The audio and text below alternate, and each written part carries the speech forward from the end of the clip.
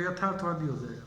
तो उसको फॉर्म को सिंप्लीफाइड करके, उसको सरलीकृत करके और उसमें एक आत्मिक बोध पैदा करते थे, एक लचीलापन पैदा करते थे, उसमें एक भाव स्वरूप उसकी अभिव्यक्ति करते थे। तो पाल सेजा के जो चित्र थे वो प्रभाववादियों की दृष्टि से थोड़े भिन्न थे।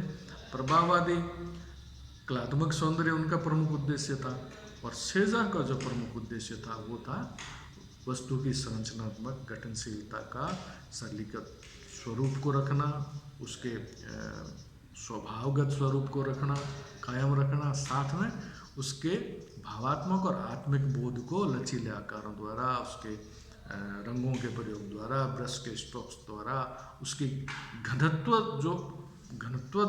वस्तु का जो घनात्मक महत्व था उसको उन्होंने अपने चित्रों में अभिव्यक्त करके एक बहुत ही शानदार शैली का उन्होंने अपने विकास किया।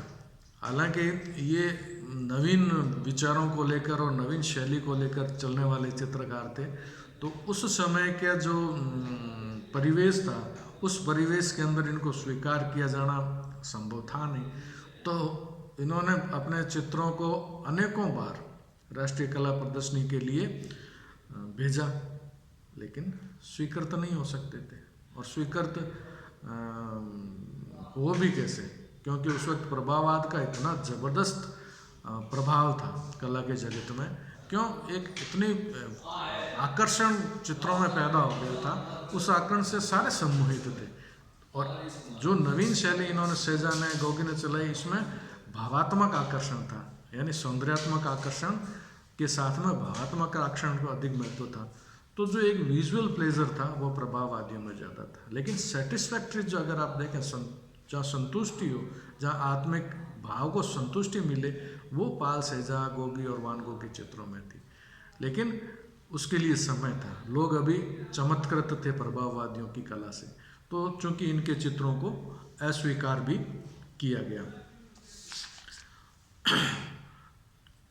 1874 में इनके एक चित्र को प्रदर्शनी में शामिल किया गया था, जिसकी आलोचना भी हुई।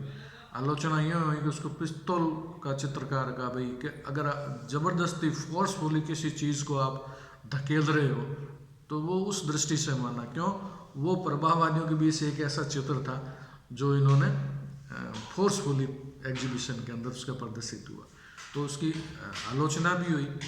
तो अब चूँकि भावुक चित्रकार थे, प्रदर्शनियों में उनके चित्र सेलेक्ट हो नहीं रहे थे, एक आध हुआ भी, तो उसकी बहुत आलोचना हुई। तो उससे खिन्न भी हुए, थोड़े खिन्न यूँ हुए कि भावुक थे, तो उनको लगा कि इतना अच्छा, उनकी दृष्टि से तो अच्छा ही था कि काम कर रहा हूँ, लेकिन अभी भी इसको स्वीकार्यता नहीं मिल रही है। तो वो वापस पेरिस से हॉर्नास अपने जगह पर आगे वहाँ रहकर वो काम करने लगे। बाद में उनके चित्रों को जो था वो, जो इनके क्या कहते हैं, ब्रोकर्स होते हैं, आर्ट ब्रोकर्स होते हैं, उसने उसके चित्र को देखा। तो उन्होंने उसको चित्र को देखा तो बड़ा प्रोत्साहन उनको दिया कि भाई नहीं, तुम्हारा काम तो बहुत अच्छा है। चित्रों के जो व्यापारी था, और इनके काफ़ी कुछ चित्र खरीदे भी, चित्र भी उन्होंने खरीदे। वो लगभग सभी चित्रकारों के चित्र खरीदते थे, आर्ट ब्रोकर का काम ही होता है। तो अम्ब्राज वोलार, ये चित्र वो जो कला संग्रह था, आर्ट डीलर था, तो उनके चित्रों को खरीदा भी। बाद में 1895 के अंदर इनके जो चित्र थे, उन चित्रों की, यानी उन्होंने जीवन काल में जितने चित्र पाल सेजा ने बनाए, उन चित्रों की एक प्रदर्शनी रखी गई, एकल प्रदर्शनी की गई। वो प्रदर्शनी आप ये समझिए कि कला के इतिहास में बहुत बड़ी मील का पत्थर साबित हुई। हालांकि प्रभाववादियों ने उनको इतना स्वीकार नहीं की, राष्ट्रीय कला प्रदर्शनियों में भी उनको इतना महत्व नहीं मिला, और कला चर्चाओं में और कला समीक्षकों ने भी उस पर कोई ज़्यादा उस वक्त तक लिखा भी नहीं था। लेकिन जब उनकी 1895 में जब उनकी प्रदर्शनी हुई, तो उस प्रदर्शनी में उनके जीवन के जितने लगभग चित्र थे, एक बड़ी विशाल प्रदर्शनी का आयोजन हुआ। उस प्रदर्शनी को देखकर जो नए चित्रकार थे वो इतने प्रभावित हुए उससे, और उनके चित्रों की चर्चा काफ़ी होने लगी।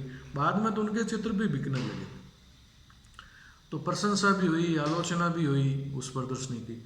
लेकिन एक नई कला का दृष्टिकोण पैदा हुआ, और वो दृष्टिकोण था कि कला को संरचनात्मक ढंग से, संश्लेषणात्मक ढंग से उसकी सहज स्वरूप को अभिव्यक्त करना, और नए प्रयोग। उन्होंने किसी वाद को जन्म नहीं दिया, उनकी अपनी एक निजी शैली थी और उसके लिए उन्होंने अपना काम किया। जो ये नवीन प्रयोग किया गया, एक नवीन शैली की जो उन्होंने स्थापना की अपने स्वयं के नए प्रयोग के द्वारा, ये नए कलाकारों को बहुत भाई। कलाकार अब अपनी कला को लेकर नए नए प्रयोग करने लगे, और उन नए नए प्रयोगों का ये परिणाम रहा कि कला आधुनिकता के दौर में प्रवेश कर गई। अब कला पुरातन परंपराओं, जहाँ रोमांसवादी या नवशास्त्रीयवादी या यथार्थवादी या प्रभाववादी जो एक पैरामीटर्स थे, मापदंड थे जिसके अनुसार ही चित्रण हुआ करता था, उन मापदंडों को अब दरकिनार कर दिया गया। चित्र के साथ में नवीन प्रयोग करके अपने निज की शैलियाँ, अपनी व्यक्तिगत शैलियों को भी काम में, नए कलाकार काम में लेने लगे। और 20वीं सदी की जो कला है उसके बारे में अगर अपन बात करें तो 20वीं सदी की कला में अगर सेजान के महत्व को निकाल दें तो उस कला में कुछ है ही नहीं। उस 20वीं सदी कला की जो प्रस्फुटन था वो सेजान की कला से ही हुआ। सेजान इतने प्रतिभा संपन्न कलाकार थे, और न केवल सेजान अपितु पाल, गोगी, वान गोग तीनों बहुत प्रतिभा संपन्न कलाकार थे। और उनकी भी बात करेंगे, उनका प्रसंग आएगा जब उनकी बात करेंगे। तो कहने का तात्पर्य ये है कि राष्ट्रीय कला प्रदर्शनियों या किसी अन्य संस्थाओं के द्वारा अगर किसी कला को मान न मिले तो इसका अर्थ यह नहीं है कि उस कला में दम नहीं है। कला उनकी भी श्रेष्ठ है। अब वान गोग ने अपने जीवन के अंदर वो कलाकृतियों का निर्माण किया, नहीं समझी गई क्योंकि उनका दृष्टिकोण 100 साल आगे का था।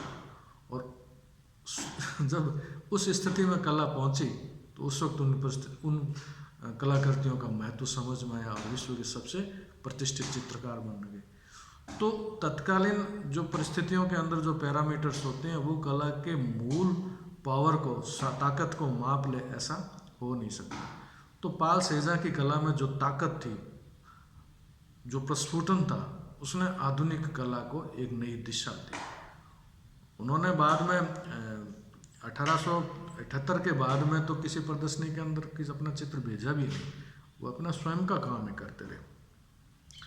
और पाल सेजा की एक इच्छा भी थी, क्योंकि वो बहुत संकालु प्रवृत्ति के थे। यहाँ तक कि मान लो कोई उनके चित्रों की कोई प्रशंसा कर देता तो उसको लगता था कि ये साल मेरा मजाक उड़ा रहे हैं सब मिलके। तो वो थोड़े संकालु भी थे, इसलिए बाद में वो पेरिस होकर अपने वापस वहाँ एक्वाफांस में आ गए और वहाँ अपनी लैंडस्केपिंग पेंटिंग वगैरह करने लगे थे, व्यक्ति चित्र भी बनाते थे। और इन्होंने अरबी घोड़ों को लेकर, अरब के लेकर भी काफ़ी चित्रण वगैरह किया। और इनकी इच्छा थी कि जब मेरी जब मृत्यु हो तो मेरी काम करते करते मृत्यु। कला के प्रति इतना अगाध जो आत्मिक भाव था वो पाल सेजा से आप देखिए कि उनकी हर आदमी कहता है ना भाई किसी न किसी की कोई अंतिम इच्छा हो, तो पाल सेजा की अंतिम इच्छा क्या थी? पाल सेजा की अंतिम इच्छा ये थी कि वह काम करते करते हुए मरे, उनकी मृत्यु। तो 1906 में वो प्रोवांस में लैंडस्केप पेंटिंग बना रहे थे, और उस वक्त बारिश का मौसम था, बारिश भी हो रही, लगातार 2-3 घंटे बारिश में काम करने से वो अचेत होकर गिर भी पड़े, बीमार हो गए। लोग उनको अपने घर लाए, काफ़ी बीमार रहे। 5-4 दिन बाद में वो उनकी मृत्यु भी हो गई। तो उनकी जो इच्छा थी कि वह काम करते करते ही उनका प्राण निकले, मृत्यु हो, तो वो कलाकार अब किस मनोस्थिति में रहता है, इसका अंदाजा आप लगाइए कि उसकी कला के प्रति उसका कितना प्रगाढ़ अगाध संबंध होता है कि वो चाहता है कि जब उसका प्राण निकले तो काम करते करते निकले।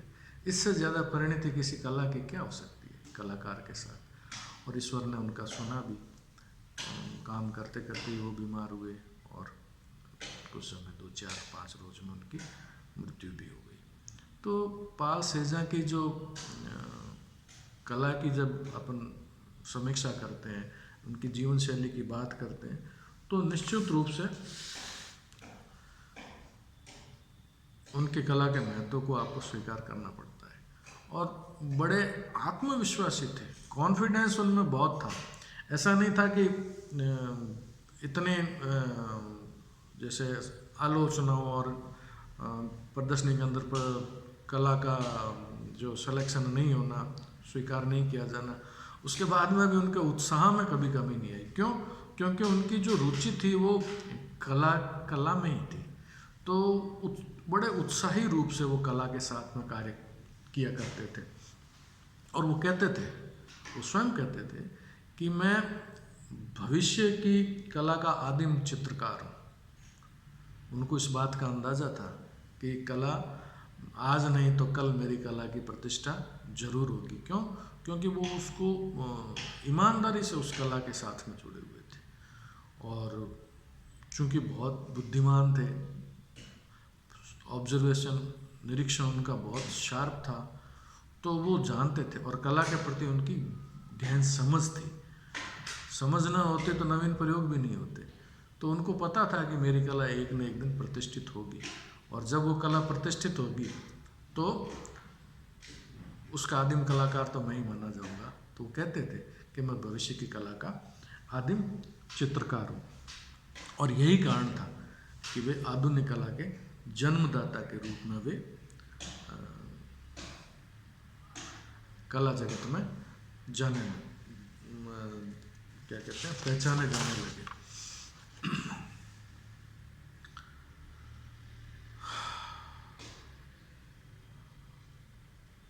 पाल सेजा का मैंने आपसे काफ़ी कुछ चर्चा की, पाल सेजा के बारे में, और इसके जो फुट नोट्स भी है मैं वो भी मीडिया में शेयर कर दूंगा। तो उनको आप वीडियो तो सुनेंगे ही, उनके साथ में उनके जैसे नोट्स को भी अगर देखेंगे तो आपको कोरिलेट करेगा। और पाल सेजा जैसे चित्रकार को आप अपने जहन में याद रखिएगा। ये वो कलाकार है जिसने आधुनिक कला को जन्म दिया है। और उनकी कला जिस वाद का आधार बनी, घनवाद, और घनवाद का जो प्रसिद्ध चित्रकार कौन था, पिकासो, उसके बारे में तो आप जानते होंगे। घनवाद का आरंभिक चित्रकार कौन था, फाउंडर आर्टिस्ट कौन थे घनवाद के? एक था पिकासो और ब्रॉक। और उत्तर आधुनिक काल के अंदर या आधुनिक काल के चरम पर अगर किसी वाद को विश्व स्तर पर अगर प्रतिष्ठा मिली है तो वो पिकासो को मिली है, उसके घनवाद को मिली है। और उस घनवाद के बीज कहाँ थे? उस घनवाद के बीज थे पिकासो की इसकी पाल सेजा की चित्रशैली में। इस बात से आप अंदाज़ा लगाइए कि पाल सेजा की जो कला थी वो कितनी श्रेष्ठ थी, महान थी। और यही कारण था कि पाल सेजा अच्छी तरह जानते थे कि प्रभाववाद के अंदर जो सौंदर्य उत्पन्न हो रहा है उसकी एक सीमा है, उससे ज़्यादा आगे जा नहीं सकता। क्यों? क्योंकि वो वह वस्तुपरक सौंदर्य है, वो एक रिफ्लेक्टेड जो लाइट है उसका सौंदर्य है। तो उसमें कहीं भी भाव नहीं है। जहाँ भाव नहीं होगी वहाँ सरसता नहीं होगी, जहाँ सरसता नहीं होगी तो वहाँ संतुष्टि नहीं होगी, और जहाँ संतुष्टि नहीं होगी वो कला ज़्यादा लंबे समय तक चल नहीं सकती। तो उन्होंने कला के अंदर भावात्मक अभिव्यक्ति को समाविष्ट किया, आत्मिक अभिव्यक्ति को समाविष्ट किया, और कला जो वस्तु और आकार था चाहे वो मानवाकृति हो, चाहे वो कोई वस्तु समूह हो या कोई प्राकृतिक दृश्य हो। जो उसका मूल आकार था, उस मूल आकार को महत्व दिया, उसकी गठनशीलता को महत्व दिया, और उसकी गठनशीलता के अंदर नवीन कलात्मक प्रयोग करते हुए उन्होंने उसमें आत्मिक सौंदर्य, उसके वस्तुगत सौंदर्य, उसके नैसर्गिक सौंदर्य, अब यूँ कहिए कि उसका जो नैसर्गिक सौंदर्य था उसको उन्होंने और प्रगाढ़ता के साथ और गहराई के साथ में अभिव्यक्त किया। साधारण अभिव्यक्ति तो प्राकृतिक रूप से भी होती है। अगर किसी का नैसर्गिक सौंदर्य है, कोई चीज़ आपको दिख रही है, वस्तु दिख रही है, आदमी दिख रहा है, तो उसका अपनी शारीरिक सुंदरता तो है ही, लेकिन उसके अंदर जो उसकी भावात्मक सुंदरता है, उसकी आत्मिक सुंदरता है, वो उसके लचीले आकार के द्वारा, वो उसकी अभिव्यक्ति के द्वारा, वो उसके कलात्मक और संयोजन पुट के द्वारा उन्होंने अभिव्यक्त किया। और जो एक सरसता लाए, कला में एक सरसता लाए। अगर मान लो आप किसी, जैसे प्रभाववाद में सरसता बाधित क्यों है कि प्रभाववाद के अंदर बहुत साइंटिफिक मेथड था कि प्रकाश कैसे पड़ रहा है, उसके क्या रिफ्लेक्शन आ रहा है, और उससे उसके वस्तु के ऊपर कितना कलर चेंज हो रहा है, लाइट कहाँ आ रही है, डार्क आ रहा है, एक साइंटिफिक मेथड था। लेकिन सेजन ने जो उस वस्तु का जो सौंदर्य अभिव्यक्त किया, जो कलात्मक सौंदर्य उसमें डाला, वो साइंटिफिक नहीं, भावात्मक था। उसमें एक तभी तो उसका लचीला आकार, उसकी कला को नाम दिया रोजर फ्राई ने। तो एक लचीलापन देते हुए वो उसको उन्होंने आगे बढ़ाया। तो ये था पाल सेजा। आज के लिए इतना, फिर आगे बात करेंगे। धन्यवाद।